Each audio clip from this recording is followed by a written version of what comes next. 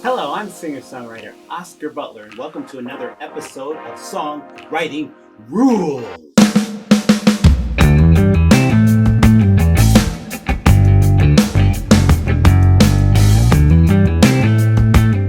Well, we are down to the last 2 quick tips of 10 that I have been posting over the last 8 weeks, focusing on staying inspired. I want you always to keep in mind that there is no right or wrong method to writing songs, but there are tons of methods to spark ideas for your compositions. That's what these tips have been about. Now, before we get into this week's tip, if you like what I have been sharing with these songwriting rules videos, Song a Week, and live streams, please help me out by subscribing and ring the bell on the YouTube so you can hear about all of my videos. Now let's look at today's Stay Inspired tip. The tip that I am going to share is an absolute mainstay in my arsenal of songwriting tools. I can't remember the last time I didn't use today's tip during my inspiration, development, and songwriting session. This tip does multiple things for me when it comes to my songwriting sessions. It can give me straight up song ideas, or if I already have the song idea, it can give me lots of options on what way to go with the lyrics. It's as simple as this. Go to your computer, tablet, or even your mobile device. Think about whatever comes to your mind to write a song about. Just a generic topic. Anything. So now with that, go to Google search and request a search for quotes on your topic. Let's try an easy one. Love. When the search comes up, the default will be listings of websites and web pages that contain quotes on the subject. Love. Usually when I use this, I'm just looking for a spark to ignite the idea fuel that I'm surrounded by. So I will switch the search to images and quickly skim through the images of posters and graphics containing the assortment of quotes.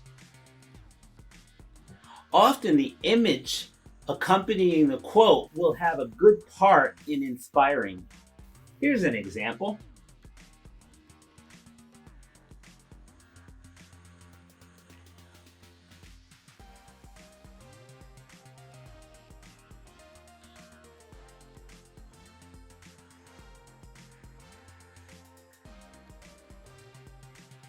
When I look at this example, I see a complete song. To me, it's similar to looking at the summary of a 3-act play, where Act 1, Meeting You, was fate. This is the opening of the song. The lyrics in the first verse would entail how the couple's meeting was meant to be, destined to happen. Act 2, Becoming Your Friend, was a choice. In this section of the lyric, I would cover some of the detail after the meeting, how it led to the couple becoming friends. Here, choices come to mind. I can approach this section simple and straightforward, detailing simple acts that develop friendship. Or I could approach this with a 3-act screenplay type structure in mind, where in this section, conflict or confrontation occurs.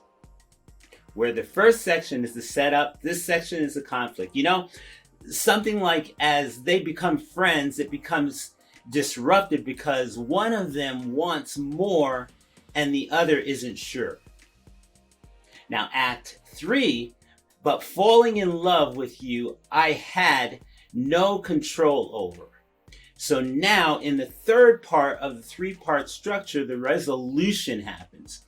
Here you figure out how to resolve the conflict that rose in Act 2, in the Act 2 part of the song. You see, how I did that? This was a pretty easy one because the blueprint of a complete song was jumping off the screen at me.